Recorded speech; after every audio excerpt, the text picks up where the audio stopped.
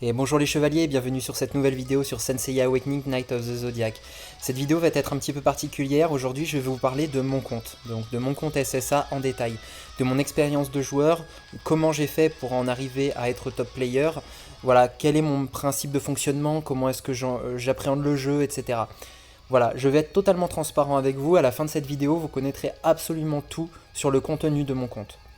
Donc, sachez qu'à la base, je suis un joueur de la SEA. J'ai passé plusieurs mois à jouer sur la SEA, je m'en suis servi en fait comme d'un compte test pour être OP et pour savoir quoi faire sur la globale. Savoir quel personnage monter, voilà, comment, quoi acheter aussi parce que je suis cash player, etc. Donc déjà, on va commencer sur les bases. J'ai commencé le jeu en septembre donc de l'année dernière, voilà, donc dès le commencement du jeu. J'ai cash-play dès le début, donc j'ai commencé directement par prendre les abonnements. Donc si jamais certains d'entre vous cash-play, vous allez peut-être aussi apprendre à savoir comment investir intelligemment votre argent. Vous allez voir qu'on peut vraiment s'en sortir sur le jeu sans dépenser des masses. Voilà, donc désolé au F2P, mais là, cette vidéo, ce sera un petit peu tournée vers les cash-players. Donc, au niveau du magasin, personnellement, ce que je fais, déjà, je prends les abonnements. Donc je vais dans Pack, et chaque mois, je prends l'abonnement donc à 10 euros, donc je suis sur Huawei, donc le prix est baissé, voilà, donc ça, le 10 euros se transforme en 8,99 € par exemple, donc chaque mois, voilà, tous les jours je reçois 100 diamants. Je prends aussi le pack à l'année, voilà, c'était un pack à 20 € pour une année complète où je reçois 50 diamants par jour, et ensuite le dernier pack où j'obtiens 2 gemmes avancées chaque jour pendant un mois. Voilà, ça c'est vraiment des offres que je prends donc chaque mois à chaque fois que je renouvelle. Au niveau de la boutique, qu'est-ce que je prends? Alors là-dedans, dans l'autre promotion, je ne prends rien. Par contre, dans offre du moment, donc souvent, ce que je fais, c'est que chaque début du mois, alors attendez, on va se mettre en bas, je prends ceci. Chaque mois, en fait, on a un pack à 3,99 pour avoir 10 gemmes, 24,99 pour les 35 gemmes. Ceux-là, je les prends parce qu'ils sont très rentables. Ceux-là aussi, qu'on a avec les bannières, je les prends parce qu'ils sont rentables. Voilà. Et ce petit pack à 99 centimes. Là, vous allez me dire, oui, mais ça commence à faire beaucoup d'argent, ça s'accumule. Ce que j'ai fait, c'est que j'ai fonctionné aussi avec les offres Huawei. C'est-à-dire qu'en gros, quand on avait les 100% refund, c'est-à-dire que quand on achète, on obtient 100% de points Huawei en échange. Un point Huawei égale 1 euro. Donc du coup, à l'aide de ces fonctionnalités, j'ai pu effectuer des achats, on va dire gratuitement, puisque c'était offert à chaque fois. Voilà. Donc c'est comme ça que je cash play. Généralement, voilà. Donc ensuite, il m'arrive aussi de cash play pour des offres très intéressantes, par exemple des packs qui sont vraiment à prix réduit pour le contenu. Mais ça après, ça dépend de vous, comment vous voyez un petit peu la valeur d'un pack. Voilà. Ensuite, pour ce qui est de mon appréhension du jeu, donc je fais en sorte d'absolument tout faire en PvE. Donc c'est-à-dire que déjà, tout ce qui est Légion, pensez bien à tout faire. Faites bien le boss de Légion, les commissions, l'assistance, voilà, le donjon de Légion, etc. Pensez bien à tout faire au maximum.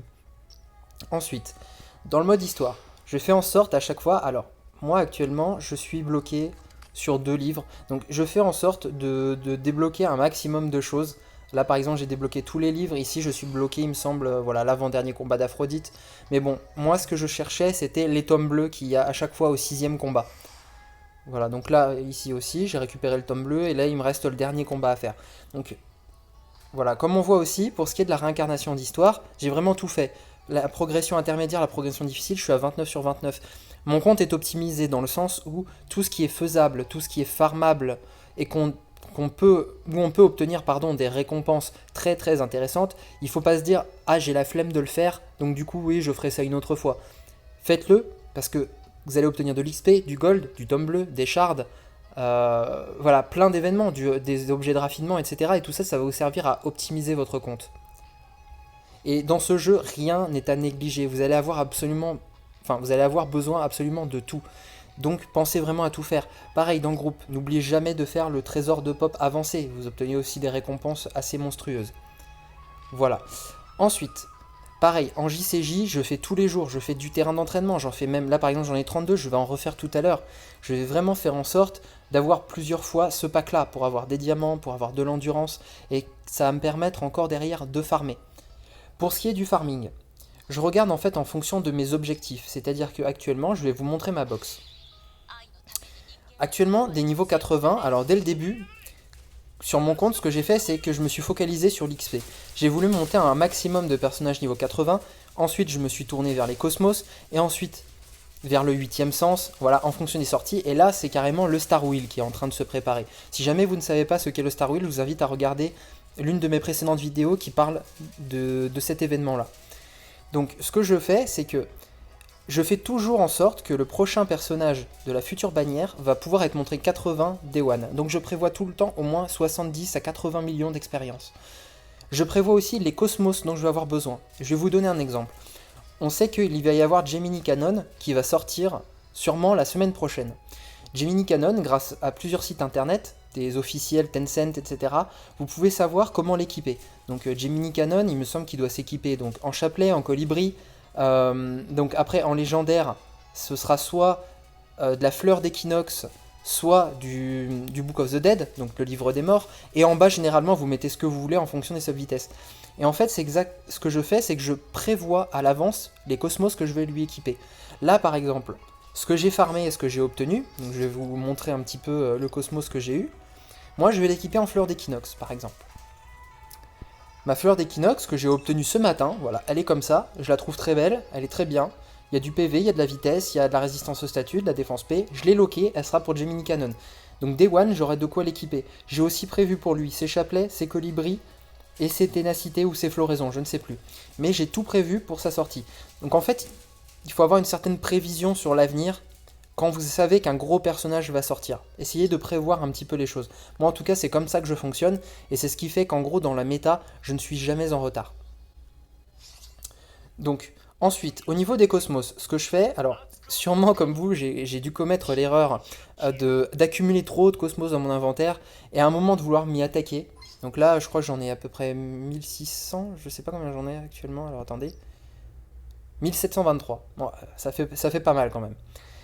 Ce que je fais généralement, tous les jours, je passe sur mes cosmos et je fais des tris. J'en up certains, j'en enlève d'autres. Voilà, je fais un tri régulièrement de mes cosmos. Au début, j'en avais beaucoup trop accumulé et je m'y étais mis une fois, toute une après-midi à faire que ça. Et à la fin, j'avais mal aux doigts. Ça a dû vous arriver aussi. Donc voilà, faites les choses régulièrement. Moi, en tout cas, c'est ce que je fais. Le matin, je fais tous les événements et ensuite, je fais mon farming.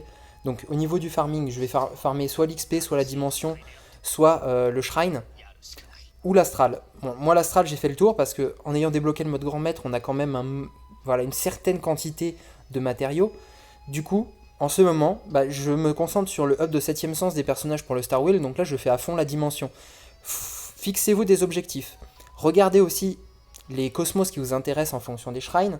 Vous pouvez avoir les plannings sur internet, et vous pouvez aussi avoir une idée chaque jour du contenu de vos shrines ici. Voilà, vous voyez ce que vous pouvez avoir. Si ça vous intéresse, par exemple, le vendredi, c'est très intéressant de faire du shrine. Vous avez de la dent de dragon, vous avez du chapelet, vous avez du colibri, voilà, etc., etc. Vous avez vraiment des cosmos très intéressants. Le dimanche, c'est également très intéressant. Maintenant, vous pouvez avoir des néants le dimanche en farmant. Donc du coup, utiliser toute son endurance le dimanche est aussi très compréhensible et c'est une très très bonne manière de farmer. Voilà. Ensuite, pour ce qui est l'utilisation des tomes bleus, comme on le sait, les tomes bleus c'est très très compliqué d'en avoir, on en a besoin de plus en plus pour monter nos personnages simplement en jouable. Pour ma part, je vous le dis, je ne monte pas des personnages en opti, je ne peux les monter qu'en jouable. Je cache-play, mais je ne cache-play pas à outrance contrairement à d'autres joueurs, donc mes personnages ne peuvent être jouables qu'à la sortie.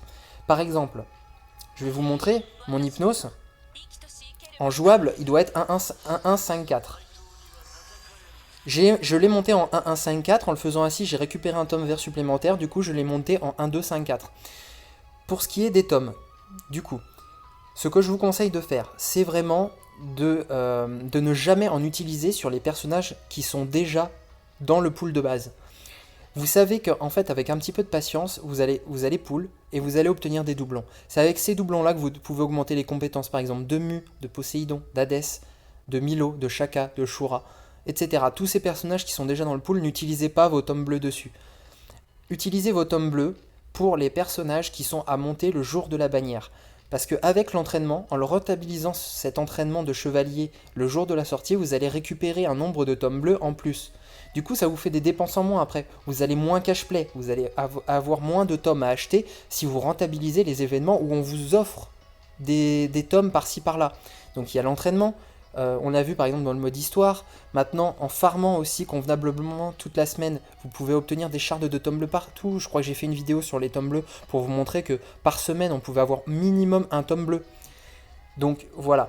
Moi, je vais vous donner un exemple. Là, par exemple, pour Gemini Cannon, j'ai fait attention. Et actuellement, en tome bleu, voilà, j'en ai actuellement 22.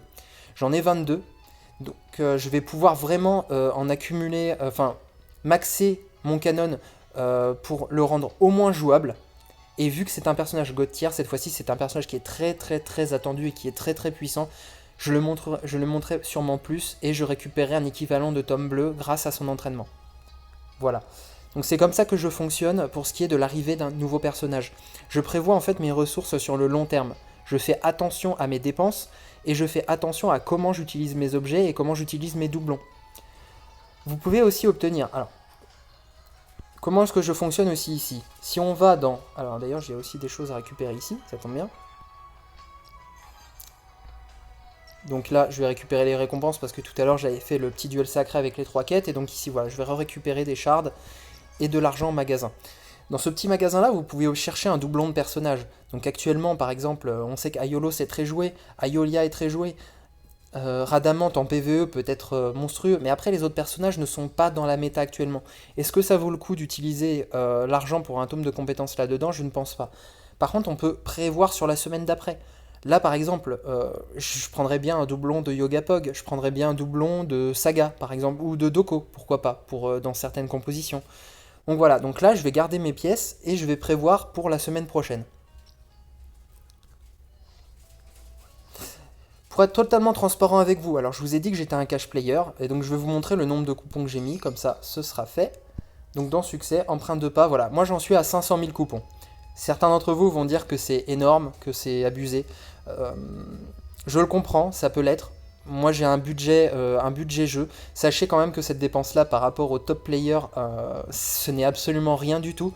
Surtout qu'en termes de fonctionnement de coupons, les offres Huawei et donc l'utilisation des Huawei points qu'on a pour acheter des coupons ou pour acheter en argent réel via les Huawei points sont comptabilisés aussi dans ce nombre de coupons. Donc là en fait le nombre de coupons total par rapport à l'argent d'investi est totalement faussé, puisque tout ce qui est bonus, offre, etc., argent offert est comptabilisé à l'intérieur. Voilà, ça c'est quelque chose qu'il faut que vous sachiez. Les top players actuels ont dépassé le million de coupons. Ils en sont au-delà de 2 fois plus que ce que j'ai dépensé de mon côté. Voilà. Pourtant, cela ne m'empêche pas, donc que vous sachiez, de rester dans le top au niveau du Galactic Duel. Généralement, je suis toujours dans le top 3. Dans le top 3 du Galactic Duel. Et actuellement, je fais tout donc, pour essayer de participer au Jamir. Donc je vais faire quelques matchs ce soir. Et actuellement, pour ce qui est du Jamir, je suis top 36. Voilà, je suis top 36. Et il ne me manque pas beaucoup de points pour rester dedans. Là, je suis exactement à 7... ouais, c'est ça. À 7 points de rentrer dans le top 32. Donc voilà, quand on voit les dépenses que font certains joueurs, voilà, dit les baleines par exemple, c'est un sujet assez tabou, mais des baleines sur SSA, vous pouvez quand même approcher du top 32 et y rentrer en dépensant votre argent intelligemment et en faisant bien attention. Voilà. Je tenais à faire cette vidéo sur mon compte pour que vous sachiez vraiment quelle est mon optique, quel est mon état d'esprit et comment est-ce que je vois le jeu. Moi je vois le jeu vraiment sur le long terme. Je pourrais essayer de cacher un peu plus pour essayer de rattraper mon retard, mais l'argent amène l'argent, je ne pourrais pas rattraper les baleines qui sont au-dessus de moi, donc du coup je sais que sur le long terme l'écart va sûrement se réduire. Leurs persos sont 5-5-5-5, les miens le seront plus tard. Donc avec un petit peu de patience, j'y arriverai également. C'est également la même chose pour les dieux Aphrodite, pour les dieux. Je vais vous montrer, donc si on va dans valorisation, et qu'on va dans protection des dieux. Alors, j'ai monté les dieux jusqu'au niveau 3, ça ne nécessite que cette ressource-là. Alors, attendez, que je ne fasse pas de bêtises quand même. Que ça ne nécessite donc que ces ressources-là, les forces mentales. Les forces mentales, vous en obtenez tout simplement en montant le 8e sens des personnages. Donc, ça, c'est quelque chose que vous ne payez pas. Par contre, les murmures des dieux sont des objets qui sont très difficiles à avoir. J'en ai actuellement 16 sur 20 avant de passer ma timidité d'Aphrodite en level 5. J'ai hâte de l'avoir, ça va clairement m'aider pour le PVP. Actuellement, c'est vraiment ce qui me manque par rapport aux autres top players qui ont cash beaucoup plus que moi. Mais voilà, à terme, je vais y arriver et avec un peu de patience, j'arriverai à monter sûrement un peu plus haut. Voilà. Je cherche un petit peu savoir si je vous ai parlé de tout. Donc pour ce qui est par exemple des gemmes avancées. Pour les gemmes avancées, je n'en utilise pas sur les bannières qui sont en rerun. Là pour Shiryu GC, j'en ai pas utilisé, j'ai juste utilisé quelques gemmes temporaires qu'il y avait grâce à l'offre du magasin. Si on va dans Carnaval et qu'on voit voilà, grand marché de gemmes, moi là ce que j'ai pris clairement, j'ai pris le tome bleu, voilà. J'ai pris les fusées pour le mode feu d'artifice, j'ai pris les fleurs et j'ai pris les gemmes temporaires. En échange de 40, j'en ai 45 et grâce à l'événement du dragon, donc du coup voilà, le pack d'arrivée du dragon, voilà, j'ai utilisé ces poules là, donc ces gemmes temporaires, pour arriver et à récupérer à chaque fois une gemme, 2 gemmes, 4 gemmes par-ci par-là.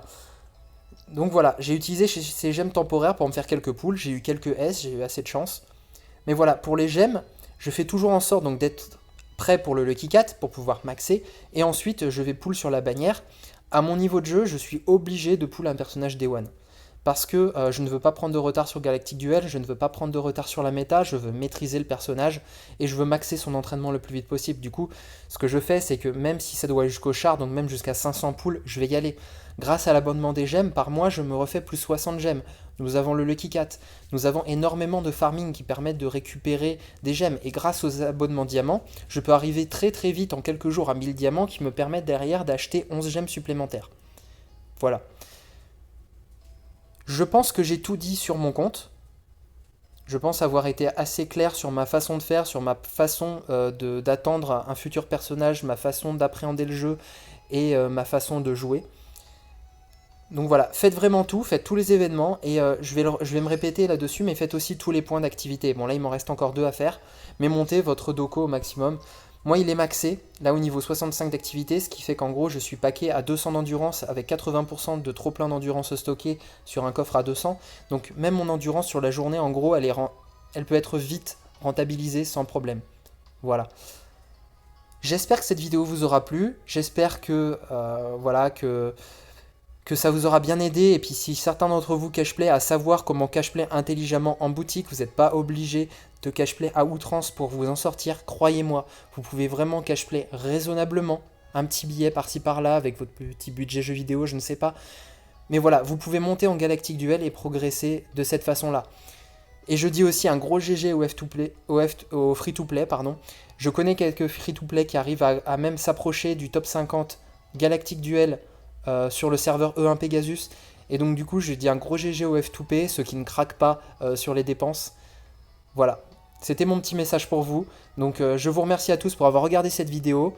N'hésitez pas à vous abonner à ma chaîne, lâcher un petit pouce bleu et à très bientôt pour de futures vidéos sur Senseiya Awakening. Ciao.